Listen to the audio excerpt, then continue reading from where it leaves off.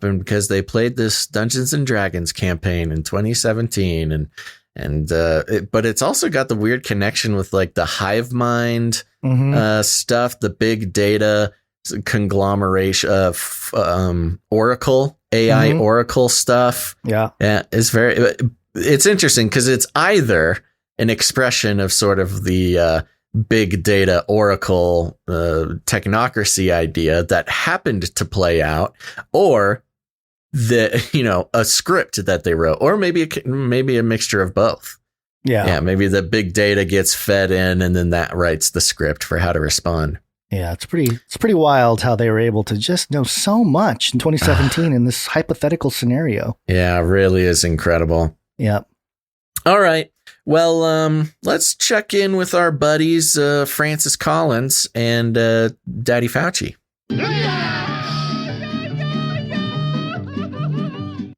It's so three amigos. Third amigo. Yes, the three amigos.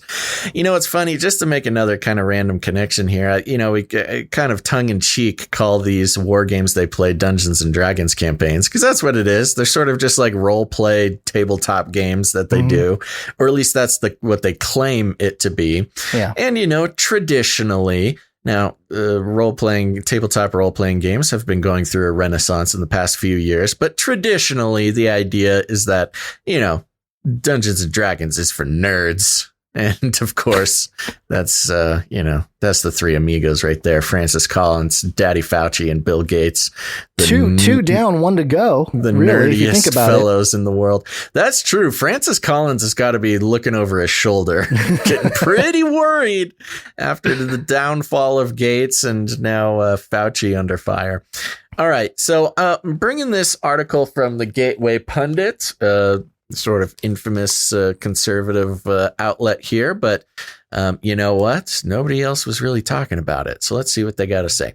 This is from the gatewaypundit.com. The headline, Dr. Fauci's boss refutes his claims, admits NIH was funding Wuhan lab, and, quote, we had no control over what they were doing.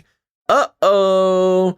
In May, Senator Rand Paul confronted Dr. Tony Fauci. Tony. Funny they call him Tony. Yeah. After the emails came out where we see that Anthony Fauci has been signing all of his emails Tony, it's like, this guy just really wants to be called Tony. So I guess we'll call him Tony. Maybe that's his now this is from Gateway Pundit, so it's not necessarily sort of an expression of the mainstream media hive mind, but it would be interesting to see if the mainstream starts calling him Tony, because it's kind of like it would almost signal like the fall from grace, like where before he was Dr. Anthony Fauci. But changing the name to Tony Fauci is kind of like a term of shame or familiarity. What's interesting? This is not an indictment against anybody named Tony or Anthony. One of the definitions for Tony is a medallion awarded annually by a professional organization for notable achievements in the theater, which the Tony Awards. Right. But it's just maybe he's just a good actor too. He's just okay, good catch. In May, Senator Rand Paul confronted Dr. Tony Fauci for funding gain-of-function research in the U.S. and then later at a lab in Wuhan, China. Dr. Fauci refuted the claims under oath, despite the fact that there are documents that prove the U.S. was funding the Wuhan lab under his direction. As the Gateway Pundit has reported since early 2020, the Wuhan lab was likely the source of the coronavirus outbreak, and Dr. Fauci was funding the lab for years. On Wednesday, Dr. Francis Collins, the director of the National Institute of Health and Dr. Fauci's boss, admitted to radio host Hugh Hewitt that the U.S. collaborated with the Wuhan Virology Laboratory. Oops. And here's the block quote here. Well, when we give a grant, Hugh, it has terms attached to it of what it is that the grantee is supposed to be doing with those funds. And we require annual reports to see whether that, in fact, is what they have been doing. And we trust the grantee to be honest and not deceptive. The grant funds that went to Wuhan, which were a subcontract from EcoHealth, were very specifically aimed to try to categorize viruses that they could isolate from bats in Chinese caves, which we had a good reason to want to know more about, given SARS and MERS that had come out of there. And so we basically had those criteria attached to the grant. And of course, the amount of money that we were providing to the Wuhan Institute of Virology, I'm sure, was a tiny fraction of their total funding, and we had no control over what else they were doing with those funds. That's another thing we'd like to know more about, and an investigation might potentially tell us. Collins goes on to admit that the Chinese Communist Party is, in fact, involved in the Wuhan lab, but attempts to play down their influence. So there you go. He's said it right there. After Fauci first got caught lying, saying he didn't fund it, now Fauci's boss is coming out and being like, yeah, I mean, we gave him the money, and we really have no idea what they used the money for. But, I mean, how would anybody know? Really? You know, this is my gut feeling. I don't know. But Dr. Francis Collins comes off to me as a guy he's like trying to be honest and genuine. You know, he's part of the Vatican science group, whatever. You'd have to be a little bit, I think you have to be it's either one or the other when people are involved in like high level Jesuit kind of stuff, right? Or New World Order Illuminati. You're either well aware of your intentions to like squash other humans around you, or you're super naive and you just don't realize that you're part of this infrastructure for the global elite or whatever it is. I feel like Francis Collins. Both are possible. Both are. I think it happens all the time that both are possible. Yeah. Or that both, there's different people that, there are different kinds of people in that way. It's just my opinion, but Francis Collins comes off to me as the latter, that he's like completely kind of ignorant of like the greater evil infrastructure. And he's just like, yeah. Okay. And then, when all this started coming out, he was just kind of, oh, well, yeah. So he's trying to be honest, but he's kind of shooting himself in the foot while doing it. So no, it's true. He kind of does come off a little bumbling. Yeah. Just like a little bit. He comes off as sort of an innocent idiot a bit. Which could be that he's actually super evil. Could be the he's strategy. Really good at the means play, he's the smartest one in the bunch, probably. Yeah.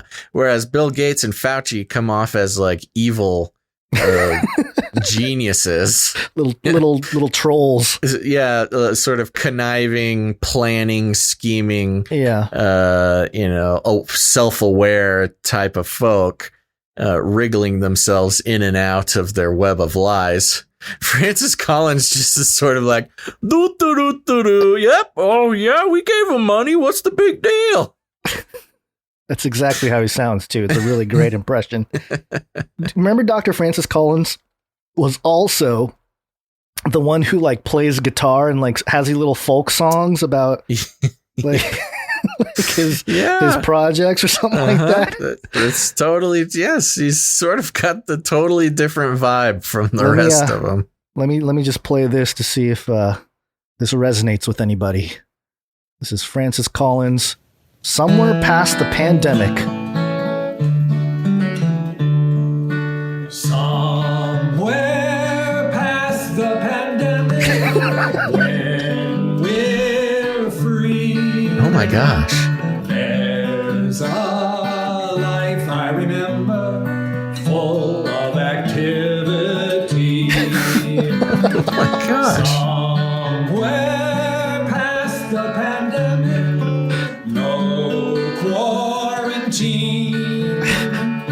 we'll all stay well and healthy thanks to a safe vaccine. Oh, and there it is. Oh okay. My gosh.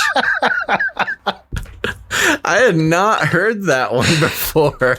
Oh, this I'd is seen just, some other little clips of him playing his guitar.